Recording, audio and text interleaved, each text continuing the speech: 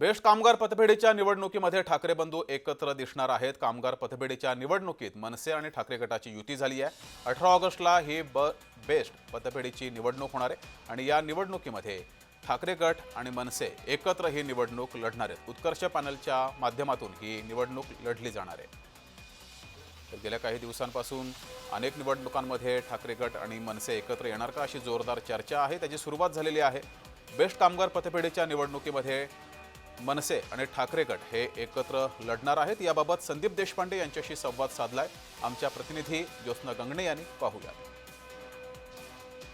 ठाकरे बंधू यंदा होणाऱ्या स्थानिक स्वराज्य संस्थेच्या निवडणुकीसाठी एकत्र येणार का या चर्चेला उधाण आलेलं असतानाच आता मात्र मुंबईत होऊ घातलेल्या बेस्ट उपक्रम पतपेढीच्या निवडणुकीला ठाकरे बंधू एकत्र येणार असल्याचं समजतंय। या संदर्भात बोलण्यासाठी आपल्या सोबत आहेत संदीप देशपांडे, जे मनसेचे नेते आहेत। सर, काय सांगाल, ठाकरे बंधू एकत्र येणार की नाही याचं आता उत्तर मिळालं असं म्हणता येईल?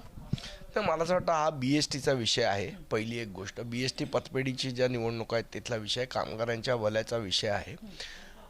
पण इथे सुद्धा अजून आमची अंतिम बोलणी चालू आहेत। अंतिम निर्णय अजून झालेला नाही, तो लवकरच होईल। 8 तारखेची विड्रॉल डेट आहे, त्याआधी आम्ही अंतिम निर्णय करू।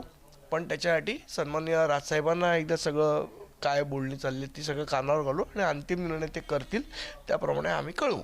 यापूर्वी ही निवडणुकीमध्ये एकत्र येण्याचं जर चर्चा सुरू आहे तर कुठेतरी दोन्ही बंधूंची किंवा कार्यकर्त्यांची दिलजमाई झाली आहे असं म्हणता येईल?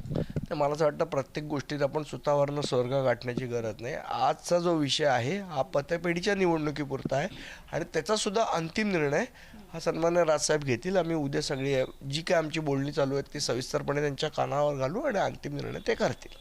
तरी आता एक शेवटचा प्रश्न, नेमका अजेंडा काय असणार आहे या पतपेढीच्या निवडणुकीसाठी मनसेचा?